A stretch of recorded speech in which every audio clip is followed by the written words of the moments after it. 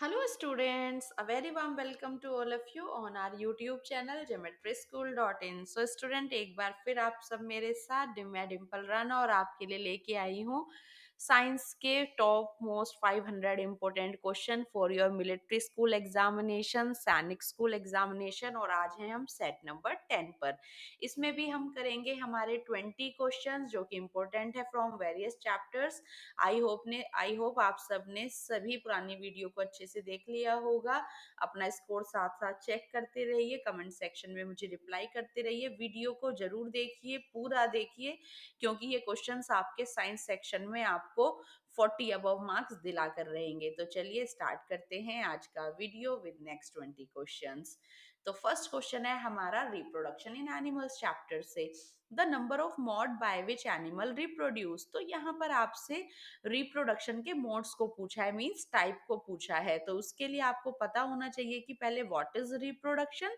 तो basically you know that कि सभी लिविंग ऑर्गेनिज्म क्या करते हैं, अपने जैसे न्यू वंस, अपने जैसे यंग वंस प्रोड्यूस करने के लिए एक प्रोसेस करते हैं जिसे कहा जाता है रिप्रोडक्शन, जिसमें प्रोडक्शन मींस प्रोड्यूस करना, री मींस अगेन, तो वो अपने ही जैसी लाइफ को जन्म देते हैं। तो it is the process by which any living organism produces its own kind।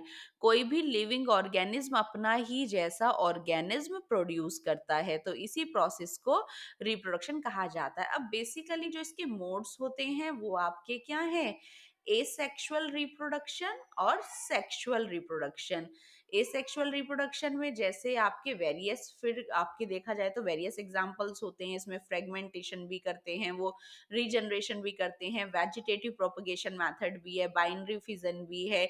लेकिन सेक्सुअल में यहाँ पर टू इंडिविजुअल्स इन्वॉल्व होते हैं ऑफ डिफरेंट सेक्सेस। तो एसेक्सुअल रिप्रोडक्शन में कोई भी गैमीट फॉर्मेशन नहीं होता और सिंगल ऑर्गेनिज्म ही क्या है, कैपेबल है टू गिव बर्थ। तो यहाँ पर सिंगल इंडिविजुअल इन्वॉल्व होता है, यहाँ पर टू इंडिविजुअल्स होते हैं और रिप्रोडक्शन के लिए गैमीट्स का प्रोडक्शन होता है जो कि मेल और फीमेल डिफरेंट गैमीट्स बनाते हैं इनके रिप्रोडक्टिव ऑर्गन। तो नंबर ऑफ मोड्स कितने हुए, 2। तो इसलिए करेक्ट आंसर यहाँ पर क्या है, ऑप्शन ए। चलिए आगे बढ़ते हैं। Binary fission is observed in, binary fission जो कि क्या है, it is a type of asexual reproduction method. ये एसेक्सुअल टाइप ऑफ रिप्रोडक्शन है और ये किस में देखा जाता है, हाइड्रा में, यीस्ट, अमीबा, ह्यूमन बीइंग। तो हाइड्रा क्या है, हाइड्रा आपका एक हाइड्रोजोआ किंगडम का एक एनिमल है जो कि क्या करता है, रिप्रोड्यूस करता है बाय बडिंग प्रोसेस। अगर आपने देखा हो, ये एक मरीन लाइफ में पाया जाता है, इस तरह की इसकी बॉडी होती है और यहाँ पर टेंटेकल्स प्रेजेंट होते हैं और अपने बेसल बॉडी से ये अटैच करके रखता है। जब इसको रिप्रोड्यूस करना होता है तो इसकी बॉडी सेगमेंट से कहीं से भी एक बल्जिंग बॉडी अराइज हो जाती है जिसको हम बड बोलते हैं, और यही आगे चल के यहाँ से डिटैच हो जाती है और नया ऑर्गेनिज्म, नई डॉटर सेल बन जाती है और इस तरीके से अपने आप को डिटैच करके अटैच कर लेती है यहाँ पर। तो ये बडिंग है। यीस्ट की बात करें तो यीस्ट भी क्या करती है, सैक्रोमाइसिस सेरिवेसी, ये भी बडिंग का प्रोसेस करती है जिसमें ये इसके ऊपर मल्टीपल इस तरीके से बड अराइज हो जाती है। अमीबा की बात करें तो ये एक फ्रेश वाटर में पाए जाने वाली इरेगुलर बॉडी है जो सबसे पहले क्या करता है, अपने न्यूक्लियस को डिवाइडिंग स्टेज में बढ़ा लेता है और उसके बाद फिर अपनी साइटोप्लाज्म को टू डॉटर सेल्स में ब्रेक कर देता है। तो यहाँ पर अमीबा में होता है बाइनरी फिजन। तो बाइनरी मींस टू, तो यहाँ पर ये बॉडी टू में डिवाइड हो जाती है और पेरेंट से यहाँ पर नई डॉटर सेल बन जाती है। तो अमीबा के अंदर देखने को मिलता है बाइनरी फिजन। तो C is the correct answer.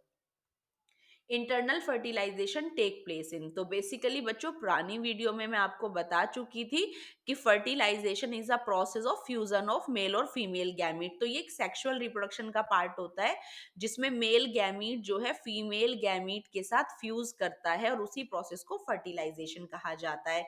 और इसी फर्टिलाइजेशन में आपकी सेल बनती है जिसको डिप्लॉइड सेल, जो कि जाइगोट है। अब आपसे पूछा गया है कि इंटरनल फर्टिलाइजेशन किस में होता है, तो इट मींस फर्टिलाइजेशन फर्टिलाइजेशन भी क्या टू टाइप्स का होता है, इंटरनल और एक्सटर्नल। इंटरनल मतलब इनसाइड, जब ये फर्टिलाइजेशन कहाँ हो, इनसाइड द बॉडी हो, और एक्सटर्नल मतलब आउटसाइड। तो अगर ये फर्टिलाइजेशन का process inside the female body हो रहा है तो ये इंटरनल फर्टिलाइजेशन है, और आउटसाइड हो रहा है तो ये एक्सटर्नल। और जैसा कि बहुत सारे एक्वेटिक एनिमल्स में देखा जाता है, फ्रॉग है, स्टार फिश है, ये सब क्या करते हैं, एक्सटर्नल फर्टिलाइजेशन करते हैं। इनसाइड की बात करें तो ह्यूमन में, काउ में, हैन बर्ड्स जो होती हैं, ये सब इंटरनल फर्टिलाइजेशन करते हैं। तो आई होप आपने टिक कर लिया होगा अपना करेक्ट आंसर, और अभी तक आपके तीनों आंसर बिल्कुल ठीक होंगे। कमेंट सेक्शन में मुझे जरूर बताएं कि 20 में से आज का स्कोर आपका कितना है। आगे बढ़ते हैं। द मेल गैमीट और sperm consist of dash parts. तो यहाँ पर हम मेल गैमीट, वो भी किसकी बात करें, मैमल्स के केस में, जो कि क्या है, एक स्पर्म है, और इसमें जो है कितने पार्ट्स बेसिकली होते हैं।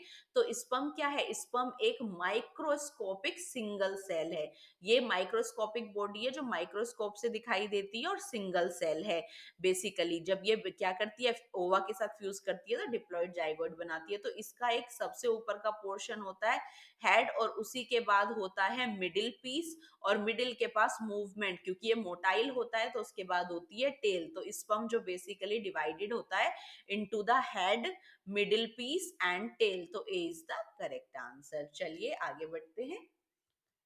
बच्चों अगर आप तैयारी करना चाहते हैं नेक्स्ट सेशन के लिए, तो geometry school online mode plus offline mode दोनों ही तरीके से तैयारी कराता है। और ऑफलाइन मोड के लिए आप ज्वाइन कर सकते हैं उत्तर प्रदेश बागपत में हमारा दिल्ली एनसीआर से 50 किलोमीटर्स अवे हॉस्टल है, ज्योमेट्री डिफेंस एकेडमी के नेम से। तो इसमें जो हम नए सेशन को स्टार्ट करने जा रहे हैं 1 मार्च से, क्योंकि अब हमारे 2023 के एग्जाम दिसंबर में और जनवरी तक डन होकर फैब में इंटरव्यू हो जाएंगे, और फिर नेक्स्ट सेशन स्टार्ट हो जाएगा। तो अगर आप स्टार्टिंग से तैयारी करना चाहते हैं तो जल्दी से अपना रजिस्ट्रेशन करा लीजिए। रजिस्ट्रेशन आप ऑन कॉल भी करा सकते हैं, और अगर आपको विजिट करना है, एक बार आप देखना चाहते हैं बच्चे को छोड़ने से पहले, तो छोटा सा एंट्रेंस टेस्ट देने के लिए जरूर आए, जिससे कि आपको अपने बच्चे की तैयारी का पता चल सके कि वो अभी कहाँ स्टैंड कर रहा है। बच्चों ये ध्यान रखेंगे, सीट सिर्फ 100 है, 100 सीट्स ही यहाँ पर आपको मिलेंगी, तो अपनी सीट जल्दी बुक कर लीजिए, क्योंकि सबसे ज्यादा सिलेक्शन देने वाली आपको ये कोचिंग मिलेगी। बहुत अच्छे से यहाँ तैयारी कराई जाती है। और for more information you can call on the number 7088827111। सारी इन्फॉर्मेशन आपको इस नंबर पर मिल जाएगी। तो चलिए आगे बढ़ते हैं।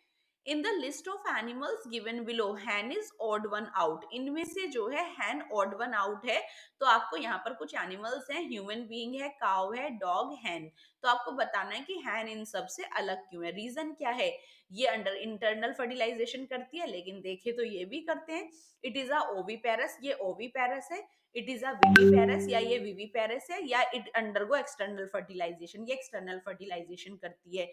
तो बेसिकली ह्यूमन बीइंग, काउ और डॉग ये क्या करते हैं, इंटरनल फर्टिलाइजेशन। और हैन भी बर्ड की कैटेगरी में आती है, और बर्ड्स मैंने अभी बताया इंटरनल फर्टिलाइजेशन करती है। यस, लेकिन हैन क्या है, ओवीपेरस है, मींस ये एग ले करती हैं। आपके एनिमल्स टू टाइप्स के होते हैं, जो यंग वंस प्रोड्यूस करते हैं, they are known as viviparous, जो डायरेक्ट बेबी को जन्म देते हैं, जैसे डॉग और कैट, ह्यूमन बींग्स। ओवीपेरस वो होते हैं जिनके एग में से बेबी निकलते हैं हैच आउट होने पर। तो यहाँ पर हैन ओवीपेरस है, और ये इंटरनल फर्टिलाइजेशन ही करती है। तो यहाँ का करेक्ट आंसर क्या हुआ, ऑप्शन बी। बाकी सब विवीपेरस है, ये ओवीपेरस है। What are pond scums? Basically pond scums क्या होते हैं, यू हैव सीन दैट कि स्टेगनेंट वाटर पर क्या होता है, ग्रीन कलर का सरफेस, स्टेगनेंट वाटर के सरफेस पर you have seen a greeny colour layer. And what is that green layer, वो किसकी वजह से होती है, एल्गी, प्रोटोजोआ, फंगस या बैक्टीरिया। तो प्रोटोन स्कम, जो पॉन्ड स्कम होते हैं वो होते हैं with the help of algae. Algae क्या करती है, एल्गी एक photosynthetic plant type micro organism है जो मल्टी सेल्यूलर होते हैं, और ये क्या है, थैलस बॉडी होती है जो प्लांट को स्टेगनेंट वाटर को पूरा कवर कर लेती है। ग्रीन एल्गी होती है, रेड एल्गी होती है, गोल्डन एल्गी होती है। तो रुके हुए पानी पर जो आपको यहाँ पर दिखाई देगा वो पॉन्ड स्कम है। तो A is the correct answer. Next question, the most bread become moldy after few days when it is left in container with a cover. आपने देखा है जो आपके यहाँ चपाती होती हैं, ब्रेड्स होती हैं, वो थोड़े दिन बाद मोल्डी अपीयरेंस की हो जाती हैं, उनके ऊपर आपको मोल्ड्स नजर आने लगते हैं जब आप उन्हें कवर करके रख देते हो.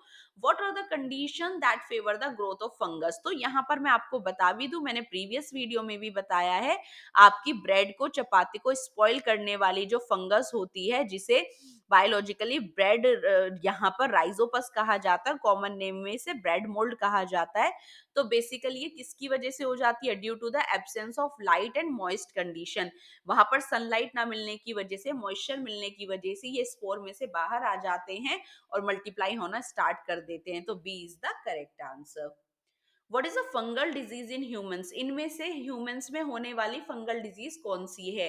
अमीबिएसिस, ट्यूबरक्लोसिस, एंथ्रेक्स या एर्थलीट फूट? तो अमीबिएसिस की बात करें तो ये एंट अमीबा हिस्टोलिटिका की वजह से होती है, जो कि एक प्रोटोजोआ है. मैंने आपको बताया भी था पहले, हम ये सारी डिस्कस कर चुके हैं.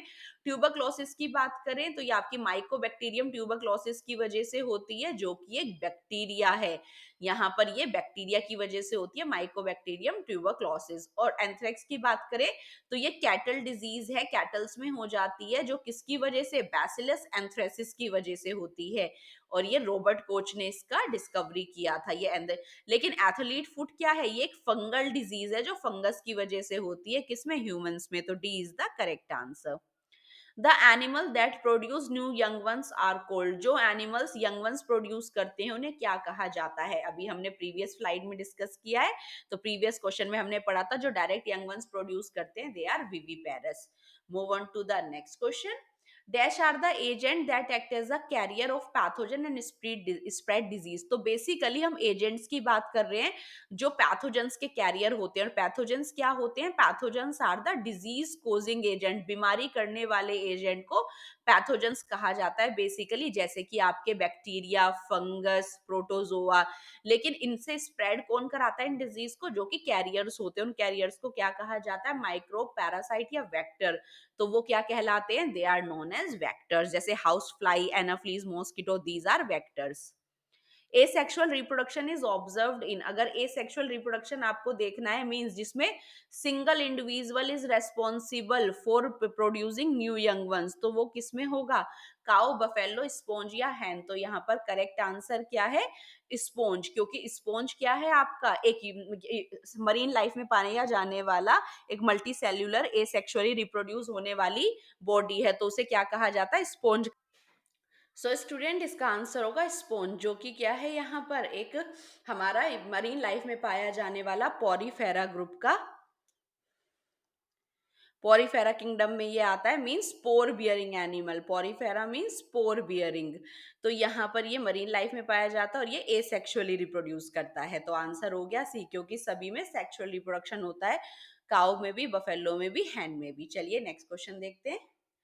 The place is meant for conservation of biodiversity in their natural habitat. यहाँ पर जो किसी भी स्पेशीज को, biodiversity means plant, animals, flora, फोना, उनको उनके नेचुरल हैबिटेट में जो प्लेसेस बनाई गई है उन्हें कंजर्व करने के लिए, वो कौन सी हैं? Zoological park, botanical garden, sanctuary और नेशनल पार्क. तो बेसिकली जो हमारे जू होते हैं, जूलॉजिकल पार्क जिन्हें कहा जाता है, बॉटनिकल गार्डन जहां पर प्लांट्स की स्पीशीज को प्रिजर्व करके रखा जाता है, ये हमारे आर्टिफिशियल मेथड्स है कंजर्वेशन के. सीड बैंक हो गया जैसे यहाँ पर. लेकिन सेंचुरीज, नेशनल पार्क जो होते हैं, बायोस्फीयर रिजर्व, वो हमारे नेचुरल होते हैं, जहां पर हम कल्चर को इन्हीं के हैबिटेट में मेंटेन रखते हैं. तो C is the correct answer. तो 3 ऑप्शन इसका बिल्कुल करेक्ट है. चलिए आगे बढ़ते हैं. Two boys A and B are applying force on a block. एक ब्लॉक है जिस पर 2 बॉयज हैं, ए एंड बी, क्या कर रहे हैं? फोर्स अप्लाई कर रहे हैं. If the block move towards the boy A. अगर ब्लॉक मूव कर गया है towards A, means right to left. यहाँ पर हमें पोजीशन तो नहीं पता, बट हमने अगर मार्क किया है ए टू बी, तो यहाँ पर क्या हुआ है, टुवर्ड्स ए की तरफ, तो ब्लॉक जो है इधर की तरफ शिफ्ट हुआ है। Which of the following statement is correct, तो इसके रिगार्डिंग यहाँ पर फोर्स से रिलेटेड कौन सा स्टेटमेंट करेक्ट है?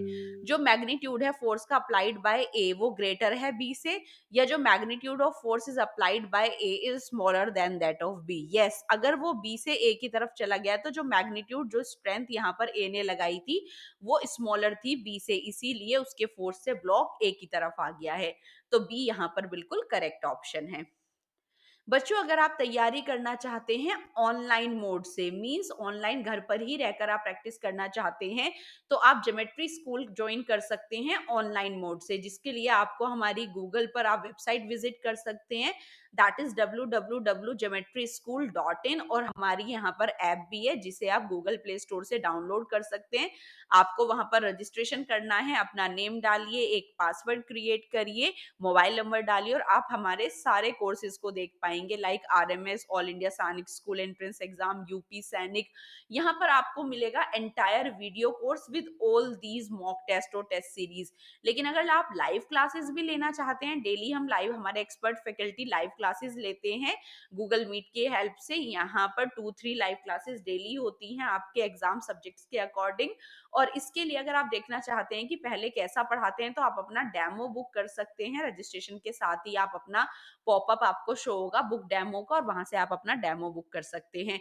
अगर आपको रजिस्ट्रेशन करने में कोई भी दिक्कत आ रही है तो 7088827111 पर कॉल करके आप हमारे कोर्सेज के बारे में जानकारी ले सकते हैं। यहाँ पर हमारा मैथ्स, रीजनिंग, इंग्लिश, जीके की फुल प्रूफ प्रिपरेशन कराई जाती है कि आप इनमें से कोई भी एग्जाम क्रैक कर सकते हैं अपनी डेडिकेशन से। तो चलिए आगे बढ़ते हैं, देखते हैं आगे के क्वेश्चंस।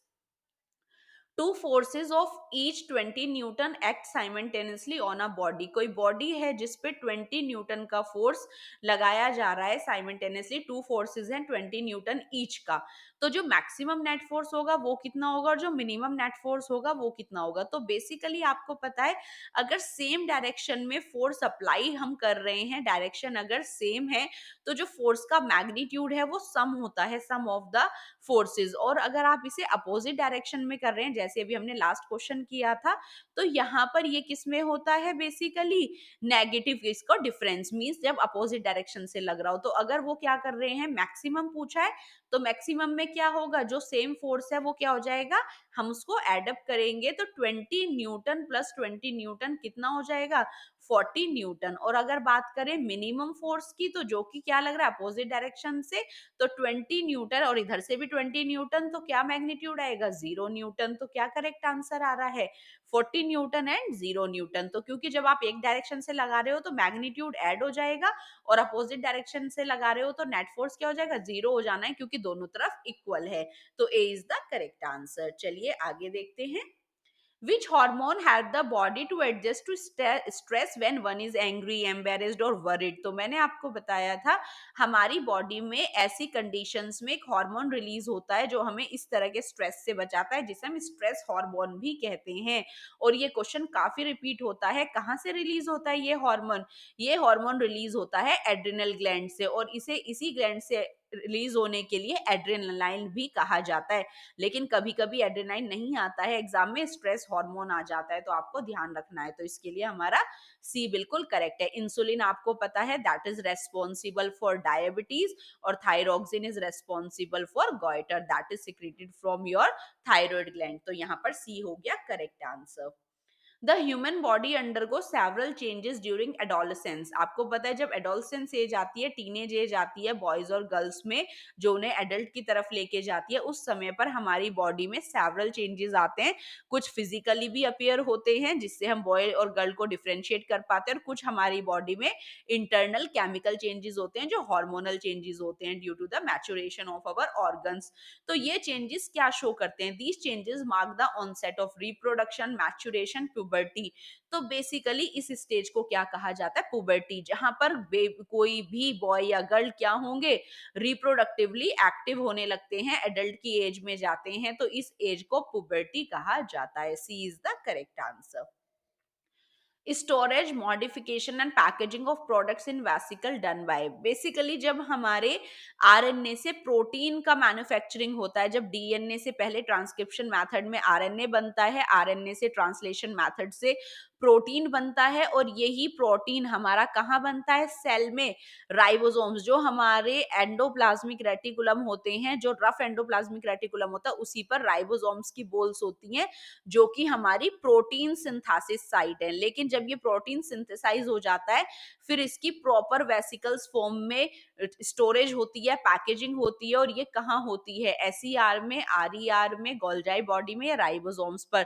तो बेसिकली हमारी यहीं पर ही गोल्जाई बॉडी के स्टैक्स होते हैं, जो क्या करती हैं, यहाँ पर जो सिंथेसाइज हुए हैं प्रोटीन, उन्हें वेसिकल में कन्वर्ट करती है और उनका मॉडिफिकेशन करती हैं कि आगे चल के उनका टारगेट या वर्क क्या होगा। तो सी इसका करेक्ट आंसर है। आरईआर पर प्रोटीन का सिंथेसिस होता है, और एसईआर जो होता है आपका स्मूथ एंडोप्लाज्मिक रेटिकुलम, वहां पर आपके सेल के लिपिड और फैट मॉलिक्यूल्स का फॉर्मेशन होता है। तो आगे देखते हैं next question. For respiration in sea, deep sea divers use mixture of, basically जब रेस्पायरेशन की जरूरत होती है तो जो डाइवर्स होते हैं, डीप सी में जाते हैं, वो कौन सी गैस का मिक्सचर अपने पास रखते हैं और रेस्पायरेशन के लिए, मींस ब्रीदिंग के लिए और अपने फूड को ऑक्सीडाइज करने के लिए। तो बेसिकली उसमें ऑक्सीजन का मिक्सचर तो होता ही है, बट उसके साथ जो अदर गैस ली जाती है जो हमारे ब्लड के साथ मिक्स नहीं होती, दैट इज हीलियम। तो यहाँ पर ये सॉल्यूशन हेलियोक्स फॉर्म के नाम से मिलता है, हीलियम प्लस ऑक्सीजन। तो इसी का मिक्सचर लेके सी डाइवर्स एंटर करते हैं। A is the correct answer. Oxides of magnesium are dash in nature, जब मैंने आपको मेटल नॉन मेटल के काफी अच्छे क्वेश्चन दिए थे, तभी मैंने आपको बताया था कि जब भी हमारे मेटल ऑक्सीजन के साथ, वैसे हमारे मेटल जो ऑक्सीजन और वाटर के साथ तेजी से रिएक्ट करते हैं और क्या बनाते हैं, मेटल ऑक्साइड बनाते हैं। और यही आपसे पूछा है कि जब मैग्नीशियम रिएक्ट करेगा विद ऑक्सीजन, तो यहाँ पर प्रोडक्ट होगा मैग्नीशियम ऑक्साइड, और यही ऑक्साइड यहाँ पर किस नेचर का होता है। तो बेसिकली याद रखेंगे, जब भी मेटल रिएक्ट करते हैं तो बेसिक बनाते हैं ऑक्साइड्स को, और यही बेसिक आपके रेड लिटमस को ब्लू में कन्वर्ट कर देता है, और यही बेसिक की पहचान होती है। और आपने देखा था नॉन मेटल जल्दी से रिएक्ट नहीं करते ऑक्सीजन के साथ, तो जब आपकी एसिड रेन होती है तो वो एसिडिक इन नेचर होती है। तो यहाँ पर याद रखेंगे, मेटल के जो ऑक्साइड है वो हमेशा बेसिक होते हैं, 7 pH से ज्यादा होते हैं, और रेड लिटमस पेपर को ब्लू में कन्वर्ट कर देते हैं। और जो हमारे ऑक्साइड्स होते हैं नॉन मेटल्स के, वो एसिडिक होते हैं। तो यहाँ पर ए करेक्ट आंसर है। The crops which are grown in summer, summer season में कुछ समय के लिए क्रॉप उगाई जाती हैं, जिन्हें क्या कहा जाता है, जैद क्रॉप, राबी क्रॉप, या खारिफ क्रॉप। खारिफ मैंने आपको पहले बहुत सारे एग्जांपल दिए हैं, खारिफ के रेनी सीजन की क्रॉप है खारिफ क्रॉप जिसे कहते हैं, जैसे पैडी, मेज। रबी की बात करें तो ये हमारी विंटर क्रॉप है, जिसका मस्टर्ड हो गया और आपका ग्राम हो गया, वीट हो गया, ये विंटर सीजन में लगाई जाती है और समर में हार्वेस्ट की जाती है। बेसिकली जो हमारी जायद क्रॉप होती है वही हमारी समर क्रॉप है। आपने कुछ ऐसे फ्रूट्स देखे होंगे जो समर में आते हैं, जिन्हें लॉन्ग डे की जरूरत होती है, जिनकी फ्लावरिंग लॉन्ग डे में होती है, जिसका एग्जांपल है आपका पंपकिन, आपने देखा होगा, वाटरमेलन होता है हमारा, मेलन्स होते हैं, कुकुम्बर होते हैं, ये सब एग्जांपल हैं जो ज्यादातर रेनी, ज्यादातर आपको लॉट ऑफ वाटर जहां पर होगा, यमुना रिवर की सॉइल में ये मिल बनते हैं, उगते हैं। और बेसिकली यहाँ पर इन्हें लॉन्ग डे की फ्लावरिंग चाहिए होती है, शॉर्ट नाइट और लॉन्ग डे, और वो हमारा समर में होता है। तो जायद क्रॉप हमारी समर क्रॉप होती है। तो A is the correct answer. So student, ये आज आपके 20 क्वेश्चंस थे। आई होप वीडियो आपको अच्छी लगी होगी। मुझे अपना स्कोर कमेंट सेक्शन में जरूर बताएं कि कितने क्वेश्चन इसमें से आपको पहले से ही आते थे। नेक्स्ट सेट के साथ मिलती हूँ। Thanks for watching. वीडियो अच्छी लगे तो लाइक करें, चैनल को सब्सक्राइब करके रखें, क्योंकि ज्योमेट्री स्कूल आपके लिए प्रिपरेशन अब कराता रहेगा 2 मंथ्स तक। और यहाँ पर ये वेबसाइट है हमारी, नंबर पर आप कॉल करके कोई भी जानकारी ले सकते हैं। Thank you.